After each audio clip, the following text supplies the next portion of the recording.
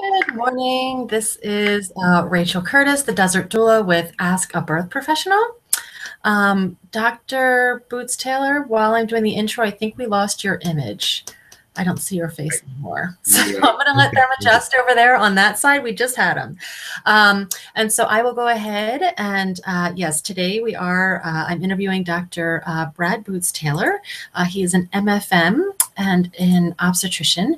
So he is a, let's see, board certified in obstetrics and gynecology and maternal-fetal medicine by the American Board of Obstetrics and Gynecology. He's been in practice in Atlanta since 1996, and he is a co-founder of Atlanta Perinatal Associates and currently the founder of CBaby LLC. There is an awful lot more. It is all written in the description. I am going to go ahead and just say I first I think encountered Dr. Bootstaylor on a webinar, a panel discussion that Jen Camel of VBAC Facts had regarding informed refusal in the birth environment, and it was fascinating, and I was very impressed. So I'm really excited to be talking to him again today. This interview, as my previous interviews and my next interview, they will be in anticipation of the Truth About VBAC. So that is a seminar that Jen Camel is going to be doing here in El Paso at the end of the month. Today's topic is a really, really good one. Very important for anyone who is considering vaginal birth after cesarean. It is essentially how to put a really strong team together and how to determine, you know, what is a supportive provider who you can really count on to back you up 100% when you are going for that VBAC. So without further ado, I will go ahead and yes, it looks like we have our image back, so that's great. Dr. Bootstaylor, if you would, can you explain the difference for us between an OB and an MFM? Okay, sure. Well, good morning, Ms. Curtis. It's nice to be able to participate and speak with you. Thank you very much.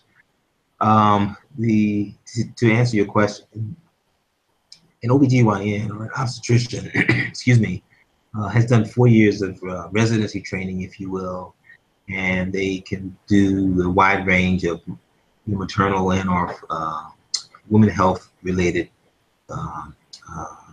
clinical care, from annual examinations to prescribing maybe contraceptive pills on up until the obstetrical part, where you are taking care of pregnant patients and managing and caring for them during the course of labor and postpartum.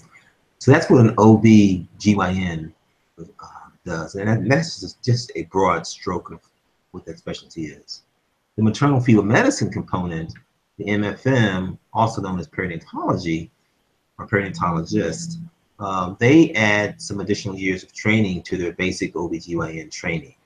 So they do the OB-GYN first part, about 4 years of that, and they'll do the maternal-fetal medicine, which is 2 to 3 years of additional training, specifically dealing with obstetrics, looking at the scientific evidence behind some of the management recommendations, doing some clinical research, sometimes it's basic science research, and also incorporating ultrasound into the care of the pregnant patient. With that said, MFMs are typically characterized as being high-risk obstetricians, and I use that word high-risk kind of loosely because it's ill-defined, if you will, but a lot of people describe them as high-risk OBs because we spend a lot of time managing diabetes and hypertension and taking care of twin moms and things like that. And so, in brief, OB-GYN is that basic kind of training, and MFM is adding some layers of education and training to that. Okay, great. And so do most perinatologists also regularly deliver babies, or is it more kind of office visits and clinical visits? It's usually the latter, office visits, and their magic wand is the ultrasound probe, if you will. So it's a lot of consultative discussions. It's a lot of sitting behind the desk, reviewing images with mothers and conveying the results of an ultrasound evaluation with their obstetrician or their midwife who had referred the patient. Oftentimes it's discussions about management of diabetes and even making adjustments of insulin levels and things like that. So very few actually participate in the clinical care, which is actually delivery, managing birth, and supporting moms in that environment, in which they're very vulnerable to suggestions and words and things being thrown out there. So it's unusual for a perinatologist or an MFM to actually participate in the clinical setting of birth. But you do, is that correct? And if so, can you tell us why? There you have it. Lo and behold, I'm one of those few. And it's a great thing in all fairness, because it allows you to take the hard science, to digest the material that's printed in journals, and to take information that is espoused as a potential option for mothers, but to actually put your hands on the ground and on the patient and help that become a reality. And the two good examples of that, one is our main topic today, VBAC, but also with dealing with vaginal breech births. I mean, we can sit behind a desk and talk about the criteria for a safe vaginal breech delivery, who is eligible for that, who could be supported, what are the potential complications associated with that. So we can have that didactic discussion all day long, but who is actually going to practice the breech birth? Very few people are willing to take it from the office setting into the clinical setting. So I have the opportunity to do that based on the science and based on, I think it's years of experience, but you don't need that much, to be honest, and actually bring it to the clinical setting. So a lot of that has to do with even doing VBAC. We can talk about how safe it is, policies, what teams should be in place. Beautiful discussions, nice and warm and fuzzy, in fact, but the practical application of it is fleeting. And I think as a maternal fetal medicine specialist, I'm able to live in that space, bring some comfort, I think, to our team members, to the family, and especially the mother, to say, there's science behind my choice, I'm choosing this, there's a team in place, and it's comfortable and beautiful and empowering, as opposed to it being a dare with someone who may not be supportive, and you kind of get away from that stuff. So all that to say that I'm one of the few maternal fetal medicine specialists that actually does clinical medicine. So there you have it. Okay, and if I understand, basically glean from what you just said, it's that you can kind of guarantee actual, so to speak, delivery of the things that you talk about in the office, which may or may not happen when you refer that patient out to someone else. And what you just described is what I had come to realize a few years ago before starting CBaby, was that as a maternal fetal medicine specialist, I was constantly day in and day out giving recommendations to that patient's primary provider, and thinking that the provider would take that information and help them with their clinical management. But I come to realize that that wasn't necessarily happening on a consistent basis. And therefore, as you described, I can actually, I guess, walk the walk as well as talk the talk. And it's great. It's wonderful. And with that, you find confidence and healthy experiences. All that to say that it doesn't have to be do or die vaginal birth, but how do I make choices along the way that I can respond to without introducing fear, but having a real kind of discussion about it and the emotional buy-in to have a healthy process. And in the end, it doesn't necessarily have to be a vaginal birth or a surgical birth, but is a process healthy? And of course, healthy baby, healthy mom at the end of it. Yeah, I love the emphasis on the process. I think the process has a lot to do with the outcome a lot of times, but that's another discussion. So this kind of segues nicely into, when I look at the CBaby website, and I have it up, let me just mention a few of the things that I see on it. There's a doula consortium, there's midwifery care, perinatal services, gynecology services. So, I mean, what I'm thinking when I look at that is just continuity of care comes to mind, and also teamwork. Right. So I'm wondering, I mean, it just looks like a dream come true from where I'm sitting. Can you tell me how you have made those two things a part of your practice, and how do they change birth for your patients?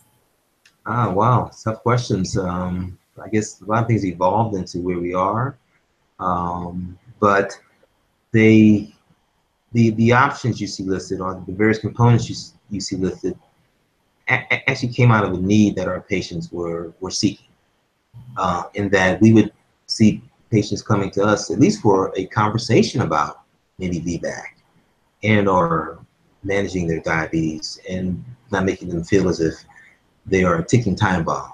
So out of those conversations and management with our patients, the services have evolved.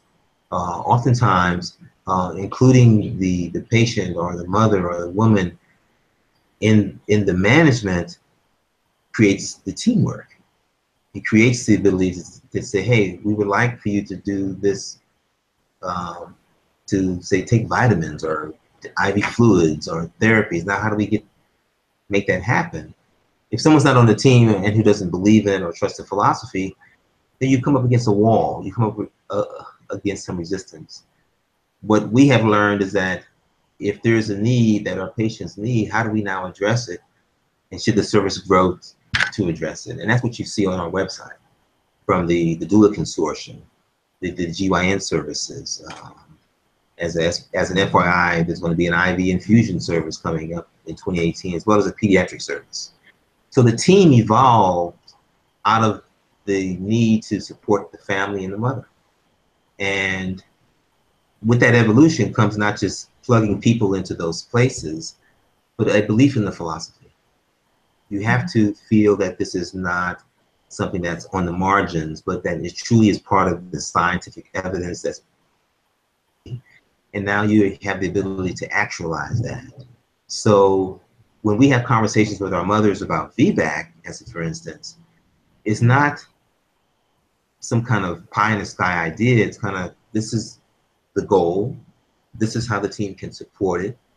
If we have a doula present, hence the doula consortium is an on-call doula service, by the way, then you know you're going to be supported emotionally and physically during the course of labor. And you have a midwifery component and a perinatologist who's watching things. So you feel that you're not a lone wolf trying to get a VBAC done. But without sounding too confusing, the team effort evolved out of the demand from the patient to make sure that she has a healthy process. And that's kind of how it happened. I happen to have, I think, the right temperament to actually believe in it. And so I'm comfortable in this space. I don't view it as, oh my gosh, he's having a feedback. So it's you have to have the person who believes in the philosophy. You can't just plug people into this team. You gotta believe it. And it's easy to believe, by the way, Ms. Curtis. It's not like you gotta convince yourself. The evidence is out there. You see the outcomes. You see healthy processes. You see things that sometimes is on the edge, and you know how to pull that back in a healthy way. So, hope I answered your question. I'm not sure if I did. Yeah, no, I think so. And continuity of care is just a subject that I come up against a lot, and I think that's a lot of stress on the mothers to try to be the masters of this plan that they're coordinating between all these different elements. And I feel like I get the sense when I'm out there in the birth world that there's a bit of territoriality about the she's the nurse's patient, or, you know, in hospitals where there are midwives and doctors, sometimes there's a bit of friction there between, you know, who's going to manage her care and in what way. And it's just really kind of, from what I see, it's very bewildering for the parents. So I can imagine that when you have that team that's all already inclusive, it just takes a lot of pressure off their shoulders, and it would create, I would just imagine, a much more secure, like you said, process and environment. Oh, I have to agree with you. For instance, oftentimes during my discussions with patients, I share with them, you shouldn't have to have a PhD in birth to ask the right questions and be able to direct it down a certain path and know when to jump out of that, you know, that course you're on. And I say it often. I think I say it like 2 or 3 times a day. You shouldn't have to have a PhD in birth so that you're part of this process and you're going down a certain road. But we answer that by saying, no, you don't have to have one, but now here are your options. How do we discuss that? What does it look like? What does it look like to you? You are more freer to have that conversation. You are more freer to raise your hand in the air and say, I don't know. I know I've asked this question 15 times. Can I ask you again? You should feel free in that space and not feel, let me clam up. Let me not ask this stupid question, or I don't think they're going to want to hear or listen to me. And so that continuity of care is a must, and that we have to be able to support that. And once again, it comes down to the providers on our team actually believing in it. We have a nurse practitioner, named Chris Turner. She's phenomenal. She does the GYN well woman aspects of our care. We have some very strong midwives who have different backgrounds and different stories that brought them to this place. We have a physician assistant who helps with the diabetes management. We're, like I mentioned, we're going to be doing IV infusion services pretty soon. So, because we believe that the gut does a lot of things to things that you take in, and if you can bypass that that gut process, then you can have healthier mothers with healthier bodies, basically. So so that continuity comes from this kind of I guess this environment where we believe it. Yeah, that's well, and the idea that you shouldn't have to have a PhD, and it's that really speaks to the fact that there's so much information out there, and moms are, families preparing, they're trying to do the best thing, they're trying to choose the safest way, and they're doing all this reading and this research, and I feel like I see this a lot where they take it into their provider and it just kind of gets swatted away. Or it doesn't get swatted away before the birth, it's once they get to the hospital and the provider often isn't there during the labor process. And it just kind of gets shut down, and they've done all this work to try to have a birth a certain way. And, that's part of what I do, is to help them prepare and be assertive. And it's a real challenge. And I have a word, I call it misalignment.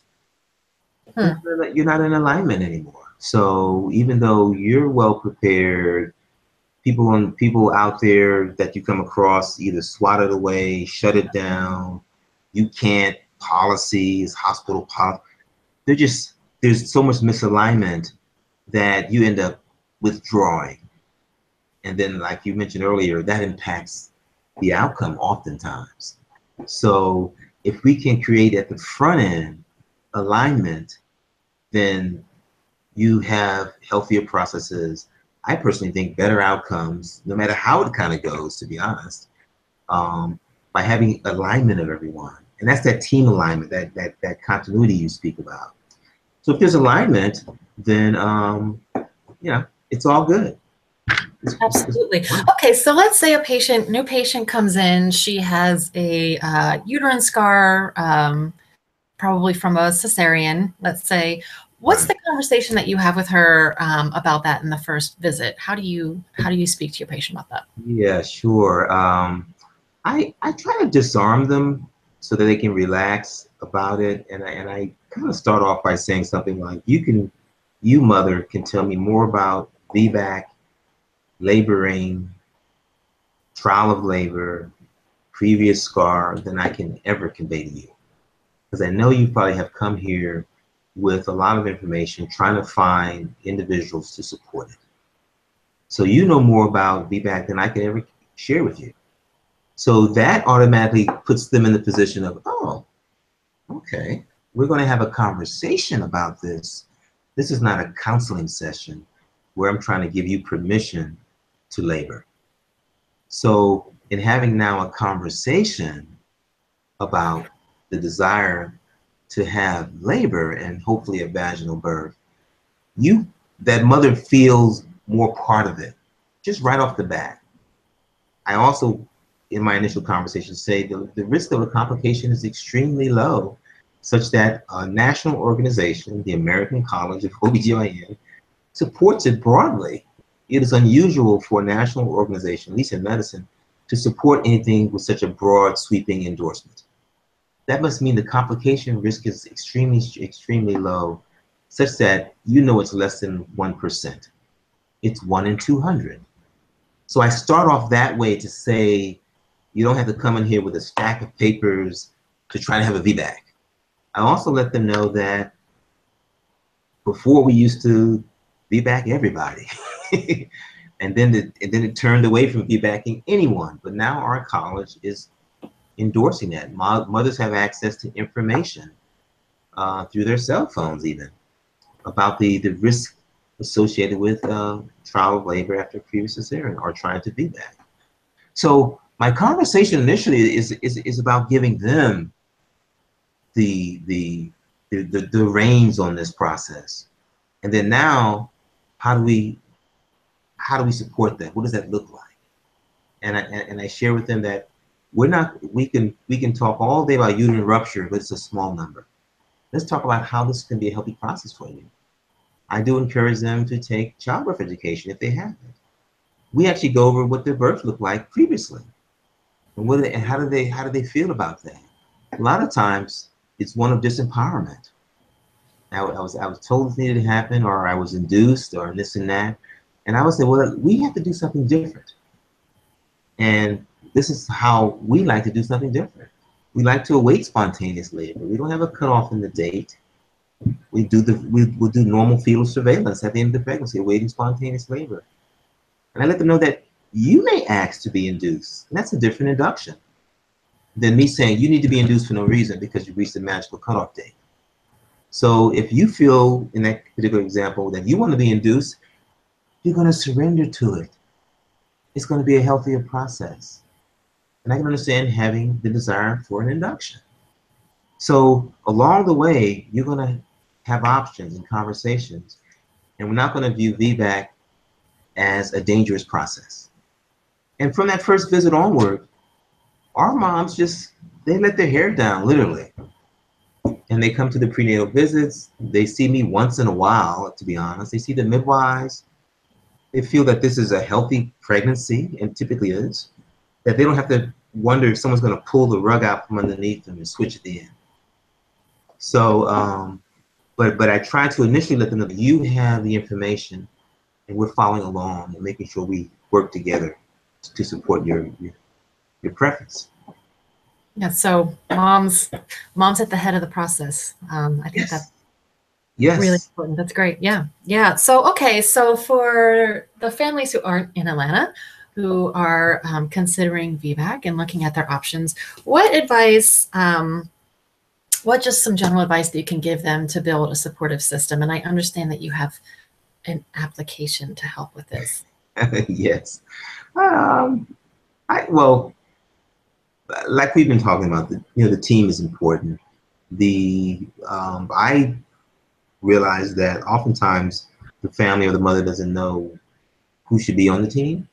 And one way to exclude misalignment or people who are not in alignment with you is to have some basic understanding of where they are. This provider app, as I call it, it's a series of 10 questions that really try to pinpoint, is this person, is this practice on board with the desire, in this case, to have a VBAC. And a lot of it has to do with, do they support the college's recommendation for you to even try, I guess. Do they support birth options that may not be offered at their facility, but other places, such as water immersion?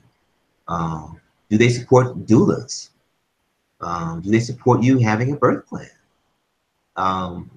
Do they support you going into spontaneous labor instead of giving these artificial cutoff dates, as long as you can monitor the pregnancy safely? And so there are 10 questions like that to kind of determine if the provider you are with, no matter where you are in support of your vision, your desire to have a trial of labor. And you have to get all 10 questions right. You can't be like, well, 7 out of 10 times they can probably do this. 3. So there truly needs to be that alignment. And those 10 very easy questions, by the way, this is not calculus. Those very easy questions will give you a sense of, am I in the right space and in the right place to have this trial of labor? And I call it a provider app. It's very helpful for those who are not in our practice. And when you're asking your provider about that, will they have a conversation with you about it? oftentimes I'll hear from mothers, we'll talk about that when you get to be about 36 weeks. How do you anticipate you can't have a conversation about it in your 12 weeks? The trajectory has to be one towards that goal. It can't be, okay, let's turn it on at 36 weeks, and then you realize, oh, the provider's on vacation, or there's going to be another covering group, or they really don't believe in doulas. And now you're at the end, and you're off balance. There's misalignment. And so that energy is brought into the labor, and you might actually get away with it and have a vaginal birth. But did you have a healthy one? And so the provider app at the front end helps set up the scenario, hopefully for success or a healthy process. And that's where can we access that? Where can we find this list of questions? It should be on our cbaby.org website. I used to text it out to people all the time because I have it on my phone. But cbaby.org, it should be I can't tell you exactly where it is, but if you go to our website, you'll snake through that, and you'll see the 10 questions. And I made some videos to kind of ask the questions and get answers and things like that. So it's kind of a little bit elaborate, but you can get the 10 questions from our website. Okay, I'll look around and find it now. I'll post it below for anyone who wants to access that. I will share it far and wide. Okay, so let's talk about, I wanted to ask you just how you met Jen Camel. This is, of course, the founder of VBACFacts.com. And how does your work complement hers and vice versa? What's your relationship like? Wonderful question. I met Jen, I think it's about 4 or 5 years ago at a seminar that she was hosting. So she was here in Atlanta. VBAC Facts, as you may well know, is the title of her presentation. We met at that forum, and it was healthy. It was an all-day session. I stayed for the whole thing, and from there, I think we kind of hit it off. I think we complement each other because her goal, I believe, is to get the facts out there and let moms or families know that it's accessible and that it's not magical thinking. And here are the studies. Here's what supports the studies. Here's how the studies were done. Here are the nuances of those studies, and where's the practical application of that information. So I love the fact that she really empowers people with the ability to have the conversation. So even though one's provider may be hesitant or not wanting to have the conversation, at least that mom has it at her fingertips, and it's easily digestible, if you will. I think on my end, our situation here at CBaby is an environment that supports that conversation that she's having with her families. Whereas that mother can come in, the uterine scar, whether it was closed in 2 layers or 1 layer, because Jen went over that in her presentation. What's the data behind supporting 1-layer closure versus 2-layer closure? So in our environment here, when moms bring that information, they can feel good about it. And so there's better energy, there's better processes, versus trying to convince a doctor that 1-layer closure is the same as 2-layer closure. Let me try to convince you of that. In our environment, it's like, oh, welcome, of course. I'm glad you understand that it's the same. So I think we complement each other, that from a clinical perspective, we support what she says. And I think Jen complements us because that information is there in a nice, organized, digestible fashion, so that when moms come to us or families, then they can feel comfortable that what they've heard is being supported on the clinical end. Awesome. So you actually that was the full course, The Truth About VBAC. You attended it several years ago? Yes. Okay, well, give us a review. What did you think? Because that's what we're... 5 stars. A month. Okay. 5 stars, 10 out of 10. Wonderful. And we've been in touch, sporadically ever since. I was able to participate in a workshop she was hosting, I think, out in California, where there was a panel discussion. So her workshop, VBAC Facts, I would recommend health professionals attend it, actually, and not just mothers and families. I think it's good for medical students, residents, to just hear it digested in a certain way. I think residents and medical students see it from a certain viewpoint of being dangerous, not realizing that all this evidence suggests the direct opposite. So to hear it in a nice, open discussion forum and someone who's well informed is, I think, a great way to have it.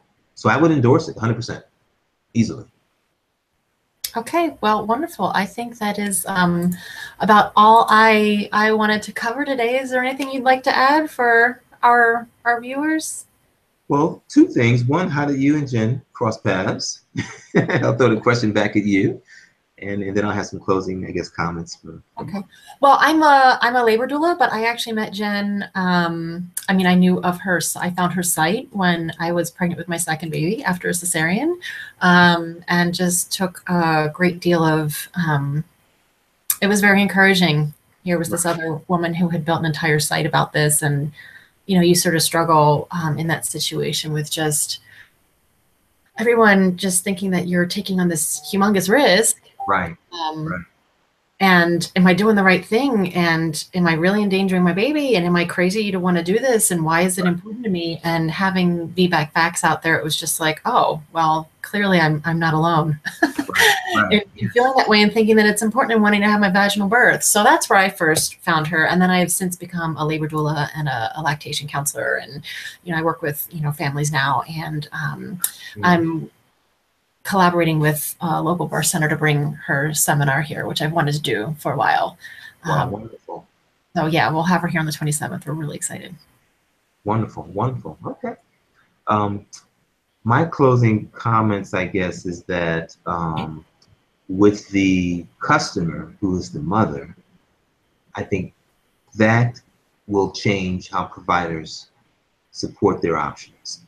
Whereas before, mothers had to kind of listen to the voices on high about what's right, what's wrong, what's dangerous, what's not dangerous. But now that mothers are empowered by having that information in their hand and their little cell phones and through their either social media, good or bad, they will change the direction of how birth is, I think, practiced and supported in this country. So mother as customer, she has to view herself as that, is going to take hospitals that have banned on VBACs, those providers who are saying things that are not so nice, but to make them more objective instead of subjective in their assessment of a mom who's trying to do VBAC in this particular case.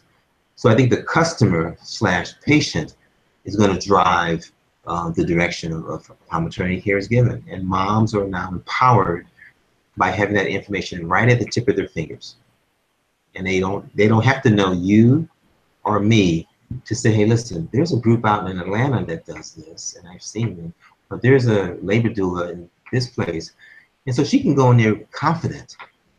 And so as a customer, someone who could drive the way a business is run, and medicine is a business, is going to change that. And I think moms, I think it's wonderful that they can swing it back to the other way. So. Right. Well, I look forward to keeping an eye on, what you're doing, and hopefully we'll cross paths. So Dr. Bootstaylor is at cbaby.org if you want to learn more about what they do. They also have a Facebook page. If you are local here to El Paso or the region, you can find out about the event on Facebook, The Truth About VBAC El Paso. Just search that. Our registration page is vbacfacts.com/El Paso. Again, it's going to be on the 27th. My next interview is going to be with Jen Camel this month. The big one, the big finale. So when I set that date, just keep an eye out on my Facebook page, The Desert Doula, and again, the Truth About VBAC El Paso Facebook page. I will be posting in both places. Okay, well, Dr. Paso, thank you so much. Happy New Year to you, and have a wonderful rest of your week. Thanks so much for your time. Happy New Year, and thank you for the opportunity. Appreciate it. Bye-bye. Bye.